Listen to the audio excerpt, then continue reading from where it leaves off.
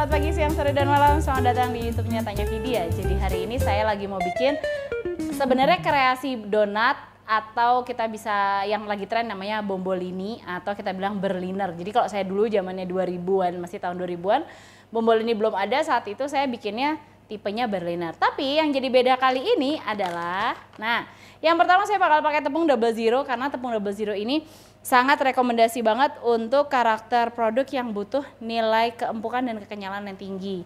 Nah, di double zero ini sendiri Anda bisa gunakan untuk puff pastry, Anda bisa gunakan untuk denish maupun untuk croissant. Dan juga hari ini yang menarik, saya bakal bikin Berliner atau bomboloni ini dengan tambahan pumpkin atau labu. Jadi buat di tempat-tempat Anda yang banyak banget ini biasanya daerah-daerah pertanian ya, mereka pengen bikin apa sih produk olahan dari labu, mau itu butter pumpkin, mau itu kombucha, mau itu juga labu lokal yang warnanya hijau, apapun bentuknya. Yang pasti pada saat kita menggunakan bahan tambahan itu tadi, labu, varian labu tadi, pastikan labunya dalam kondisi dingin ya. Jadi dikukus dulu. Jangan direbus karena kalau direbus nanti airnya bakal banyak. Yang kedua, manisnya juga akan berkurang. Jadi saran saya cukup dengan dikukus saja untuk waktu tergantung dari banyaknya labu yang Anda gunakan. Kali ini saya kebetulan pakainya labu kombucha, kalau nggak salah namanya kombucha. Jadi warnanya yang oranye kecil segini. Nah ini manis banget. Tapi kalau Anda mau ganti dengan butter pumpkin boleh. Anda mau ganti dengan labu yang lokal yang besar itu juga boleh. Intinya harus dalam kondisi dingin suhu kulkas. Jadi Anda bisa kukus hari ini dan digunakan untuk esok hari. Atau Anda bisa taruh freezer dulu. Jadi kadang-kadang saya juga simpan di freezer. Nah, resep yang saya buat ini Anda bisa ganti bagian labunya tadi dengan ubi.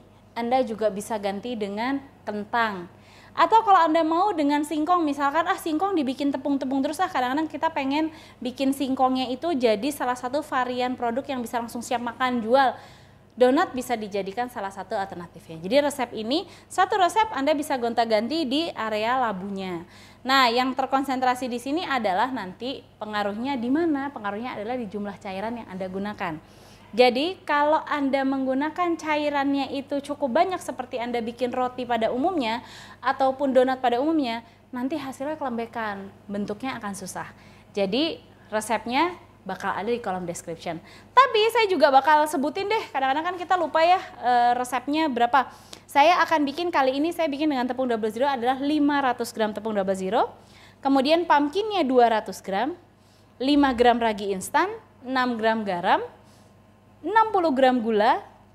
Jadi kalau Anda pengen nggak terlalu manis, Anda boleh turunkan di 50 gram ya. Dan itu nggak masalah juga. Kemudian baking powder, kalau Anda nggak punya bread improver di rumah, Anda bisa gunakan baking powder seberat 4 gram. Kemudian susu bubuknya 12 gram. Tapi buat Anda yang nggak suka susu bubuk, Anda boleh skip susunya. Nggak perlu menggantikan bahan apapun. Tapi kalau memang Anda mau rasanya lebih creamy, rasanya lebih enak, rasanya lebih wangi, susu, ya Anda harus tambahkan susu bubuk itu sendiri. Berikutnya, bahan B-nya saya biasanya gunakan telur utuh. Di sini saya gunakan 50 gram telur utuh.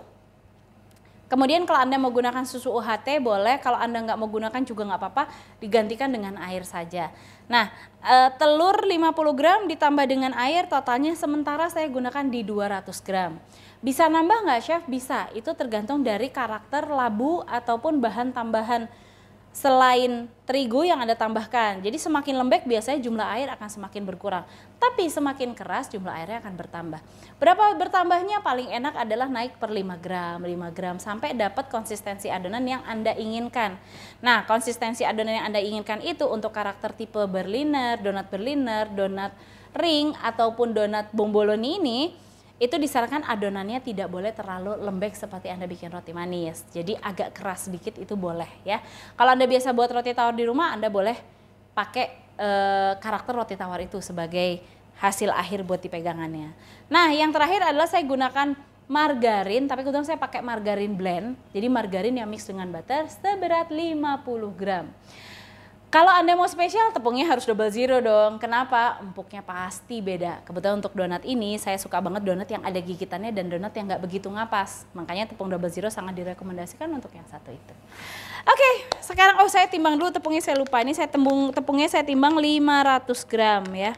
Nah, untuk 500 gram ini suka banyak yang nanya nih, Chef kira-kira jadi berapa ya? Nah, kalau Anda bikinnya gramasinya adalah di 50 gram, hasilnya tuh biasa jadi di sekitar hampir 20 pisan lah. Plus minus ya 20 piece. Nah, ini saya ambil, penuh sekali. Saya ambil di 500 gram. Dan ini semuanya harus saya timbang. Karena kalau nggak ditimbang, nggak akurat, nanti hasilnya juga nggak akan sesuai. Nah, buat Anda semua saya akan kasih tips. Tips menariknya adalah saat Anda membuat roti, buat Anda sebagai pemula biasanya kan nggak punya yang namanya mixer industri ya, kayak mungkin di kanan saya ini mixer industri yang kapasitas besar. Saran saya Anda bisa menggunakan metode yang manual. Hanya saja kalau metode yang manual, Anda harus bisa banting-banting adonannya. Nah, ngebanting adonan itu tapi bukan di dalam baskom, yaitu di atas meja. Ya, di atas meja yang sudah dialasi dengan granit ataupun dengan ubin ataupun dengan marmer dimanapun yang Anda punya, dan Anda harus membanting itu. Berapa lama tergantung dari jumlah kuantiti produk yang dibuat. Tapi sebagai pemula Anda boleh menggunakan setengah dari resep ini. Dan kalau Anda melakukan teknik banting yang saya tadi cerita, diusahakan ragi tidak dimasukkan di awal. Atau kalau Anda tangannya sakit atau enggak mau chef, saya nggak mau angkat-angkat, saya nggak mau banting-banting karena saya lebih suka adonan dengan naturalnya begitu aja. Nah, Anda bisa mencampur semua bahan tadi kecuali margarin dan ragi ya. Bahan yang kayak susu, air, kemudian gula, garam, susu bubuk, pumpkin, lain-lain itu dicampur jadi satu, didiamkan selama 1 jam. Oke? Setelah 1 jam adonannya baru Anda larutkan ragi yang tadi Anda sudah sisihkan, tidak dicampurkan di awal, Anda larutkan ragi. Kemudian raginya Anda campurkan, jika sudah tercampur rata baru Anda tambahkan dengan margarin atau mentega. Diaduk lagi, diuleni saja boleh. Setelah itu langsung proses potong, timbang, dan ikutin prosesnya seperti yang sekarang ini.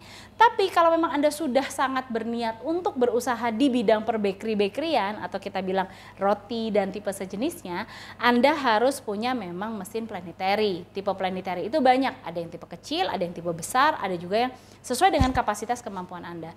Dan kalau untuk pertama kali memulai usaha sebaiknya tidak menggunakan merek-merek atau tipe-tipe tertentu yang ukurannya terlalu besar atau bahkan terlalu kecil. Jadi Anda tahu dulu kapasitas pesanan Anda berapa. Jadi nanti costingnya nggak terlalu banyak terbuang. Nah, kalau Anda masih bingung video ngomong apa sih, pengen ngobrol lagi lebih lanjut, lebih detail, Anda bisa datang ke ini saya bilang baking centernya saya, karena saat ini saya bekerja di PT Sriboga Flour Mill. Saya punya baking center di SCC Bandung, namanya Sriboga Customer Center Bandung, di Jalan Halimon nomor 4, tepatnya itu ada di kota Bandung. Jadi saya selalu ngulangin Bandung. Jadi sekalian Anda liburan, Anda boleh discuss, main ke sini, jadi kita bisa ngobrol banyak banget ya. Karena memang ada beberapa hal, kalau kita mau bisnis bakery, mungkin tempat saya juga cocok dipakai buat kira-kira bakery seperti apa, kitchen atau bakery kitchen seperti apa yang Anda inginkan, ini bisa dijadikan prototipenya juga, gitu ya. Oke, kebanyakan banget ya ngomongnya. Sekarang saya lanjut kerjaan aja deh. Hari ini saya langsung bikin pakai planetary mixer aja, dan saya bakal kasih tips karena saya bikinnya cuma sedikit, sedangkan mixer saya cukup besar, maka saya akan gunakan tipe alat tertentu, yaitu saya biasanya gunakan pedal. Di beberapa orang bilang nggak boleh chef, pedal itu tidak boleh digunakan untuk roti. Betul, kalau kapasitas mixernya itu 1 kilo terigu, Anda gunakan 1 kilo, maka Anda harus gunakan spiral. Tapi kalau Anda bikinnya cuma setengah resep seperti saya, plus saya nggak punya alat lagi, hanya ada ini aja, ya saya tinggal ganti aja nih dengan pedal yang seperti ini. Dan ini sangat membantu, kenapa? Karena dia membuat produk jadi lebih cepat kalis kalau produknya sedikit, plus suhunya jadi nggak cepat turun. Karena kenapa? Nggak cepat naik. Kenapa suhunya nggak cepat naik? Karena waktu pengadukannya jauh lebih pendek dari sebelumnya. Ya, bahan-bahan ini saya masukkan dulu. Nah, kalau saya biasanya menggunakan bahan seperti pumpkin yang tipenya fresh, yang dikukus, itu saya masukkan bahannya itu memang di awal. Tapi kalau Anda gunakan yang tipenya dry atau kering, itu sebenarnya bisa dimasukkan di awal, bisa dimasukkan juga di akhir. Nah, ini susu bubuk sudah masuk, kemudian saya masukkan garam. Kemudian saya masukkan lagi gula pasir. Ragi instan, karena saya pakai planetary, saya gunakan ragi instan. Nah, suka ada heboh nih, chef katanya ragi nggak boleh masuk di awal ya. Yang saya bilang adalah ragi tidak boleh bertumpukan langsung dengan yang namanya garam. Tapi saat ingin mempermudah pekerjaan Anda boleh masukkan ragi dan garam di tempat yang berseberangan, jadi bukan ditumpuk. Dan ada juga yang bilang, chef tapi lebih bagus kalau garamnya itu dimasukkan di akhir atau dicampurkan dengan margarin. Itu betul juga, waktu saya belajar sekolah bakery waktu itu, memang dosen bakery saya waktu itu dia bilang, kenapa kok garam dimasukkan di akhir, tidak dimasukkan di awal? Sebenarnya ada faktor lain, bukan hanya terkait masalah kalau garam ketemu sama ragi pasti mati. Ingat ya, tidak bertumpukan. Kalau bersebelahan boleh. Bersebelahan boleh. Nah, kenapa garam itu dimasukkan di akhir? Karena si gluten atau protein di dalam terigu, kalau dia sudah kena garam dia langsung ngiket, langsung kenyal banget. Nah, sehingga pada saat kita mencampur adonan di awal semuanya itu, kadang-kadang garam itu membuat dia jauh lebih cepat keras di pengadonan, bukan di hasil akhir. Ingat ya, di pengadonan. Nah, sehingga karena dia cepat kenyal dan harus menyerap tadi gula, garam, improver, ragi dan lain-lain dengan baik, makanya seringkali garam disatukan dengan margarin. Nah, disatukannya tapi kadang-kadang juga ada yang suka, aduh lupa ya tadi nggak kemasukin dan segala macam. Makanya kalau saya sih untuk mempermudah bekerja saja, itu kita masukkan dia di awal. Tapi kalau Anda bicara tentang kualitas, hasilnya akan lebih bagus atau lebih kenyal atau lebih gimana lain-lain, memang garam dimasukkan dengan margarin. Tapi kalau garam Andanya kasar, ya jangan dimasukkan dengan margarin dong. Nanti dia jadinya tidak cepat, dia jadinya kalis tapi masih ada berindilan garam. Nah itu juga sangat tidak disarankan. So, rekomendasi yang terbaik bagaimana? Untuk Anda pemula sebaiknya garam dimasukkan di awal, tidak bertumpukan dengan ragi, tapi berseberangan boleh atau bersebelahan boleh. Nah, untuk Anda yang sudah bicara tentang kualitas, suka research, suka penelitian, dan lain-lain seperti saya, sebentar. Aduh. Saya suka otak-atik, punya penelitian, suka ngotak-atik. Saya sih lebih suka kadang masukin garam di akhir. Nah, cuman kali ini mempermudah aja, saya masukin di awal. Kemudian ini masukkan baking powder atau bread improver. Kalau Anda pakai baking powder tadi sudah saya sebutkan, tapi kalau Anda pakai bread improver atau bread improver ada dua ya, ada karakternya pelembut, ada karakternya conditioner atau mengembang, membantu proses dia si roti itu tetap kokoh. Jadi bukan mengembang seperti ragi, tapi membuat si roti jadi lebih kokoh. Jadi bread improver itu ada dua karakter. Nah itu biasanya penggunaan untuk karakter tepung-tepung Sri Boga, saran saya nggak usah terlalu banyak lah. Ya sekitar kalau dihitung persentase antara 0,2 sampai 0,4 itu udah maksimum banget. Kalau bisa 0,2% itu jauh lebih baik gitu ya. Karena tepungnya Sri Boga rata-rata sudah lembut dan empuk. Jadi kalau Anda mau dapat ya sesuatu produk yang lembut, enak, empuk, bukan dari penambahan kuning telur, pilihlah terigu yang tepat ya. Karena kalau memang terigunya sudah tepat, apapun produk yang Anda buat itu hasilnya pasti perfect gitu. Oke, bahan bakunya sudah masuk semua. Terakhir adalah ini bintang tamu kita, guest star kita adalah si labu. Ya. Labunya dimasukkan di sini di awal aja. Nah, ini aja udah ada airnya. Tuh ya. Masukkan semua, kemudian kita aduk. Dan kalau terjadi chef, kenapa ya kalau saya tambahin labu itu ngaduknya jadi lebih lama? Oh ya wajar, karena kan memang labu itu kan membuat glutennya jadi nggak kuat lagi. Kalau sudah kenapa jadinya kok dia lembek? Iya memang lembek di awal, nanti lama-lama dia ngikat juga. Oke, ini kita aduk, kemudian nanti pelan-pelan kita masukkan cairannya. Jadi cairannya jangan dimasukin biur semua jadi satu, karena nanti Anda terasa kok kayaknya kelembekan ya, padahal ternyata. Oke, ini kita nyalakan dulu, jadi biar dia tercampur rata dulu. Nah, kalau dia sudah tercampur ratanya nggak 100% rasa ya, kurang lebih sekitar 60% rata, baru kita masukkan cairannya. Iya. Nah, masukkan cairannya juga bertahap, nggak usah terlalu terburu-buru. Kenapa? Karena kita akan lihat konsistensi dari adonan itu sendiri supaya dia tidak kelembekan. Ini kita masukkan lagi. Siap seperti itu. Oke. Dan seperti ini kita aduk sampai adonannya nanti 3/4 kali. Setelah 3/4 kali baru saya akan tambahkan margarin, atau kalau Anda menggunakan butter boleh sekali, silakan Anda gunakan butter.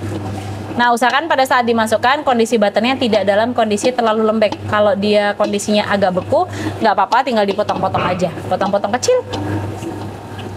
Nah, ini diaduk semuanya hingga tercampur rata. Oke, seperti ini. Dan kita akan naikkan speednya menjadi speed yang lebih kencang.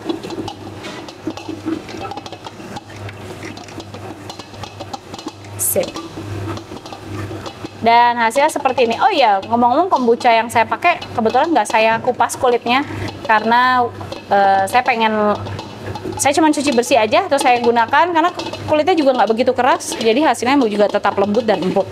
Nah, berikutnya kalau mau Anda tambahkan pewarna dalam resep boleh ya, supaya warnanya lebih kuning cerah, itu Anda boleh gunakan pewarna dalam resep ini. Biasanya penggunaannya berapa? Per 1 kilo biasanya penggunaannya di 1 gram. Nah, karena kalau kita tidak pakai pewarna, biasanya warna kuningnya itu kurang keluar. Jadi warna kuningnya sedikit lebih tua. Atau bisa kita bilang dia lebih lebih pucat. Gitu. Saya tambahkan pewarna sedikit. Oke, kalau sudah 90% kalis baru kita masukkan butter atau margarin di dalam resep Anda. Dan setelah itu sudah deh, kita aduk kembali. Dan biarkan adonan ini sampai benar-benar kalis. Pada saat masukin margarin, diupayakan kecepatan dari mixer tidak terlalu tinggi, atau bisa dikatakan cukup kecepatan rendah saja. Sampai nanti tercampur rata, baru Anda boleh gunakan kecepatan yang lebih tinggi. Nah, hasilnya seperti ini. Jadi dia sudah kalis. Tuh, kalau udah kalis tuh kalau ditarik dia bisa semelar ini. Nah, kan? Atau secara visual dia warnanya jadi lebih mengkilap. Sekarang ini mejanya saya ambil margarin atau butter. Kalau Anda mau aromanya kuat, mendingan pakai butter. Ya, jadi butternya kita buat polesan di sini supaya nanti dia nempel dan masuk. Setelah itu ini kita fermentasikan dulu di yang pertama itu selama 10 menit atau di 15 menit. Nah, ini tips yang paling menarik nih. Jadi kalau kalian tanya berapa sih sebenarnya idealnya fermentasi di awal, yaitu di fermentasi 1. Waktunya berapa lama sih idealnya? Sebenarnya kalau ditanya waktu idealnya berapa lama, itu berbanding lurus dengan suhu ruangan di tempat Anda. Kalau ternyata suhu di ruangan tempat Anda sangatlah hangat atau menuju panas, biasanya durasi 10 menit saja raginya sudah mulai berkembang dan menghasilkan gas, dan dia bangun dengan sempurnanya. Tapi kalau ternyata Anda bekerjanya, jadi secara ruangan kondisinya sudah panas, kemudian Anda bekerja sendirian, sedangkan adonan yang Anda buat harus banyak. Nah, di saat yang sama tidak perlu ada proses resting time yang dimana didiamkan selama 10 menit. Tapi Anda bisa langsung, prosesnya adalah potong timbang sesuai gramasi yang Anda inginkan. Loh, kenapa kok kayak gitu? Karena pada saat Anda bekerja sendirian dengan kapasitas roti yang banyak, kalau Anda nanti diamkan dan raginya sudah berkembang dengan cepat di awal, maka roti Anda akan jadi asam. Ya, jadi memang sih di hasil akhirnya nanti rotinya jadi lebih cepat mengembang karena fermentasi di awal raginya sudah dibangunkan. Tapi yang tadinya rotinya Anda bagus-bagus, takutnya nggak kekejar, malahan ya mendingan nggak kejar itu nanti pas terakhirnya atau pas siap oven produknya terlalu beraroma asam. Nah, itu kan banyak orang yang nggak suka ya roti-roti yang beraroma asam. Biasanya dia suka roti itu yang beraroma susu, yang asamnya tidak terlalu kuat. Nah, jadi dua faktor tadi yang menentukan fermentasi pertama itu diperlukan waktu berapa lama. Nanti detailnya lebih lanjut saya bakal bahas di luar materi ini, karena nanti kita akan ada video terpisah membahas kenapa sih harus ada proses fermentasi gitu ya. Nah, kalau sudah dia dibulatkan seperti ini, nah ini adonannya enak banget. Ini adonannya enak banget. Nah, ini saya istirahatkan di suhu ruang karena suhu ruangan saya hari ini nih cukup tidak terlalu panas, sekitar 30 derajat. Itu saya diamkan 10 menit karena saya bikinnya juga cuma sedikit. Balik lagi saya bilang, kalau Anda bikinnya banyak, 1 kilo, 2 kilo, 3 kilo dengan suhu ruangan Anda di atas 30 derajat, maka Anda wajib banget langsung memproses itu, atau kalau tidak Anda bisa menfermentasikannya di dalam freezer atau chiller selama 15 menit.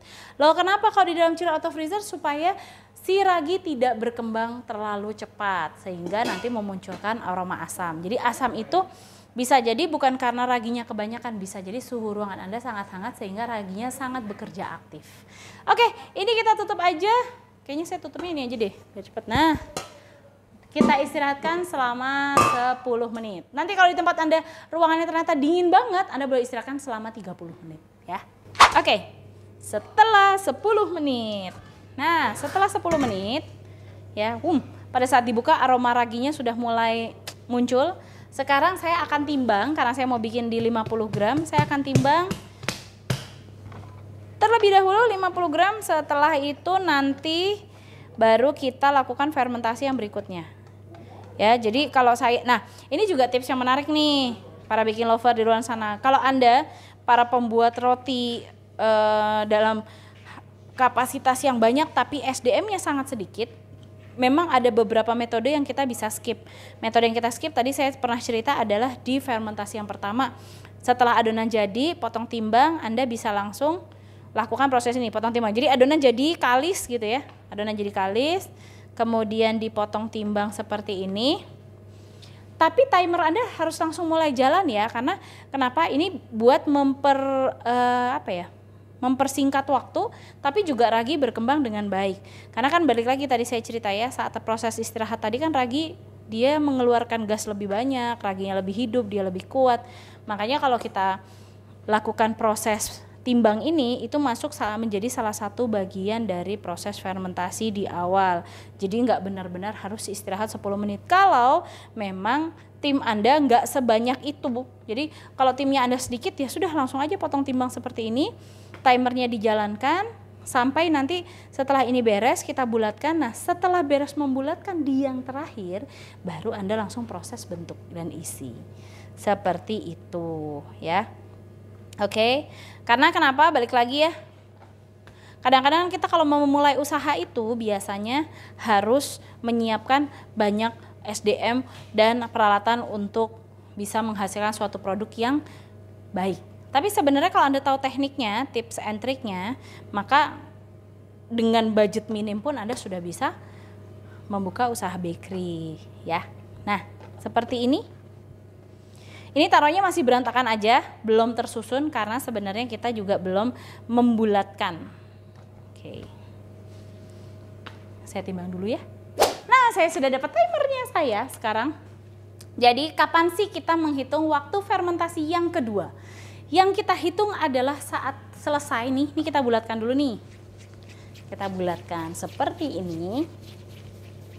Kemudian, pada saat kita taruh, timer Anda sudah berjalan. Jadi bukannya beres dulu, ngebulet-buletin, baru timer. Nah, itu kurang tepat ya. Jadi sebaiknya Anda siapkan timer Anda dulu. Anda taruh yang pertama, langsung Anda timer. Ini yang kedua, seperti ini. Oke, nah ini adonannya jangan kaget ya, dia agak lengket sedikit karena memang kan kita penggunaan pumpkinnya itu banyak. Nah, buat Anda yang tangannya panas, ini perhatikan sekali. Buat Anda yang tangannya panas bikin roti terus kenapa cepat ngembang, sebaiknya Anda cuci tangan dulu supaya tangan Anda suhunya tidak meningkat. Atau yang kedua, saya nggak saranin pakai sarung tangan karena sarung tangan membuat roti Anda juga tidak akan bagus. Karena kalau mau pakai sarung tangan nanti aja di akhir pas beres ngoven. Kalau pas proses ini dilakukan, Anda tinggal tambahkan margarin.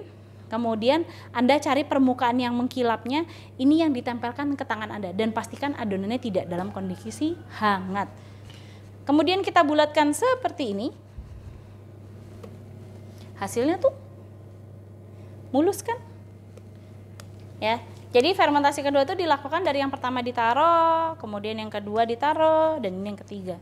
Nah, nggak ada yang nempel di tangan saya, tapi kalau ingat tangan Anda panas, atau yang kedua gini aja deh, fermentasinya Anda simpan di freezer, fermentasi pertamanya ya, karena di freezer itu ya nanti beku dong chef. Enggak, freezer itu baru beku setelah, kecuali sekosong-kosongnya freezer Anda itu baru beku setelah 1 jam ya. Jadi kalau freezernya Anda itu apalagi yang banyak isinya, itu baru beku bisa jadi setelah 3 jam ya. Jadi fermentasi ditaruh di freezer itu boleh. Resep saya ini bisa digunakan untuk resepnya kalau Anda pengen roti sobek. Nah, ini bisa dipakai, tapi roti sobek yang rendah gula. Ya, ini bisa digunakan. Oke. Yang rendah gula dan rendah lemak. Oke. Kemudian diaduk seperti ini. Tuh, saya aja dari tadi ngerjain ini, anggap aja Anda ngerjainnya pelan-pelan satu-satu, itu butuh waktu bisa sampai 15 menit loh, hanya untuk ngemolding. Ngemolding itu seperti ini. Jadi kita membulatkan adonannya. Biasanya customer saya suka nanya, "Chef, gimana sih kok nggak mulus-mulus?" Kalau nggak mulus-mulus gimana? Kalau Anda mau tahu, pengen belajar sampai bisa, langsung datang aja ke SCC Bandung, ke baking centernya saya di sini ya. Oke, ini kita aduk seperti ini. Kemudian kita letakkan lagi. Kemudian kita bulatkan lagi. Iya. Nah, kemudian kita letakkan lagi. Ini yang terakhir. Nah, saya begini aja. Ini prosesnya itu udah membutuhkan waktu 7 menit. Ya, makanya tadi saya bilang Anda boleh nge-skip fermentasi pertama, tapi tidak boleh telat menghitung fermentasi berikutnya. Set. Bulatkan. Setelah itu diistirahatkan lagi deh. Oke, setelah ini baru kita bulatkan lagi, kita taruh di wadah. Saya siapkan dulu loyangnya. Nah, setelah waktunya habis, baru kita langsung bentuk deh. Kita bentuk seperti ini. Ini kita tekan-tekan lagi, kita bulatkan lagi. Kemudian pastikan dia benar-benar bulat sempurna dan ditekan sedikit seperti ini. Ya. Nah, seperti ini. Oke. Tekan di sini. Yang kedua, tekan, bulatkan. Ini adonannya lebih kenyal jadinya ya, lebih kenyal sehingga tidak lengket dan permukaannya jadi lebih mulus. Oke, seperti ini. Ya, berikutnya sama. Lakukan ini semua sampai habis. Kebetulan di resep saya ini jadinya 20 piece donat plus yang kecil jadi 21 piece. Nah, jadi lumayan ya dari resep itu kalau kita ngaduknya bener, hasilnya besar-besar dan banyak. Oke.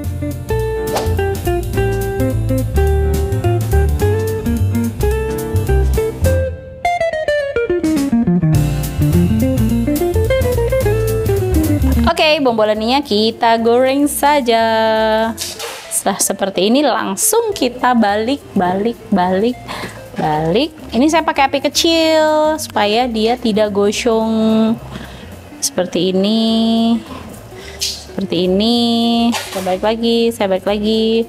Ini karena adonannya lembek, jadi saat dimasukkan memang bentuknya tidak bulat sempurna. Seperti ini. Oke. Gunakan api kecil. Nah, ini yang kalau saya bikin donat itu yang paling bagus adalah dia ada bubbling kecil-kecil gini nih. Nah, bubble yang kecil-kecil ini menandakan bahwa minyak yang kita gunakan panasnya juga sudah cukup. Bubble ini nggak boleh terlalu banyak karena kalau nanti terlalu banyak hasilnya donatnya jadi tidak matang sempurna di bagian dalamnya atau bisa juga jadinya mengkerut. Seperti ini dan kita tunggu. Itu nggak boleh dibulak-balik, hanya boleh sekali balikan saja, maksimum 2 kali supaya dia tidak menyerap air yang tidak menyerap minyak yang terlalu banyak. Nah, jadi sambil fase menggoreng sudah beres. Tadi saya ada kejadian yang lucu banget. Sebenarnya nggak lucu juga sih, menyebalkan sebenarnya. Jadi ini bombolani saya yang saya tempelin pakai kertas tadi, ternyata ada salah satu bagian yang saya bilang kertasnya mungkin kurang bagus, atau yang kedua taburan tepungnya udah kurang banyak. Perasaan tadi saya banyak sih makanya. Akhirnya yang terjadi saya coba tuang, saya coba goreng itu, dan ternyata saat digoreng kertasnya nggak bisa lepas ya. Jadi karena kertasnya nggak bisa lepas, jadi saya lepas nunggu agak dingin dan hasilnya begini. Jadi ini kurang bagus karena tadi kalau bikin donat kurang taburan terigu di akhir. Mau banyakin terigu banyak banget itu boleh supaya dia nggak lengket. Nah, kalau yang bagus bentuknya seperti ini. Nih ya. Nah, seperti ini. Jadi benar-benar gembung. Dan untuk tipe donat pumpkin yang saya buat hari ini, kalau Anda menggoreng di rumah dengan menggunakan minyak goreng biasa, ternyata minyaknya serapannya agak banyak, itu wajar. Walaupun kita nggak bolak-balik, karena kenapa? Karena penggunaan pumpkin atau kentang atau bahan pati lainnya di dalam resep itu biasanya berefek ke produknya jauh lebih banyak menyerap minyaknya gitu ya. Lembut sih memang lembut, padahal ini juga tadi saya telurnya nggak banyak, saya telurnya pakai cuma 1 untuk setengah kilo, jadi 1 kilo saya pakai 2. Dan di sini terbantu sekali karena saya milih tepungnya adalah double zero. Jadi double zero itu selain dia memang kokoh, tapi dia juga nggak gampang peot, nggak gampang hancur, nggak gampang kempes, sehingga pada saat tadi kejadian kayak misalkan ini nih nempel-nempel, dia bentuknya masih tetap bagus sih, masih ada ngembungnya gitu. Dan sekarang saya bakal coba ini rasanya seperti apa. Rasanya seperti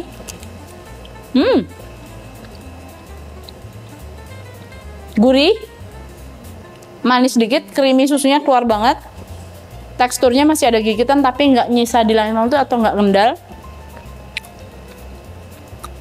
nggak asem juga, pumpkinnya masih kerasa, dan saya sih suka rasanya. Jangan lupa dicoba di rumah, nanti di recook kalau masih ada masalah, nggak jadi, kurang bagus, malah kebagusan, jangan lupa nanti di kolom komen atau Anda bisa DM saya di Instagramnya Chef Vidya. Sampai ketemu lagi di video berikutnya, dan saya lanjutkan menggoreng ini sampai beres. Di situ nanti, oh iya, satu lagi lupa. Produk ini bisa disimpan di freezer ya. Jadi nanti kalau para baking lover pengen jadiin bekal anak sekolah dan bikinnya cuma hari Minggu, tapi untuk bekal selama 5 hari, Anda boleh simpan di freezer. Bagaimana cara menghangatkannya? Menghangatkannya cukup dia taruh di suhu ruang aja, bekelin pagi-pagi anak sekolah, nanti dia makan di siang hari dia sudah lembek lagi. Atau paling gampang adalah pakai minyak cuma sedikit ya, terus kemudian dipanaskan di penggorengan sebentar aja. Kalau bagian tengahnya masih dingin nggak masalah karena dia nggak akan makan di waktu itu juga, jadi dari beku-beku boleh digoreng lagi. Atau mau pakai microwave itu juga boleh, terserah Anda. Tapi kalau saya sih biasanya ngemanasinnya hanya menggunakan minyak yang sedikit sekali, kemudian saya panasin wajan anti lengketnya, saya tutup, nanti saya matiin kurang lebih setelah 1 menit saya matikan dan biarkan suhunya ya menjadi sedikit lebih hangat tapi juga tidak dingin, karena bagian tengahnya pasti masih dingin. Itu aja, saya lanjutin lagi ya.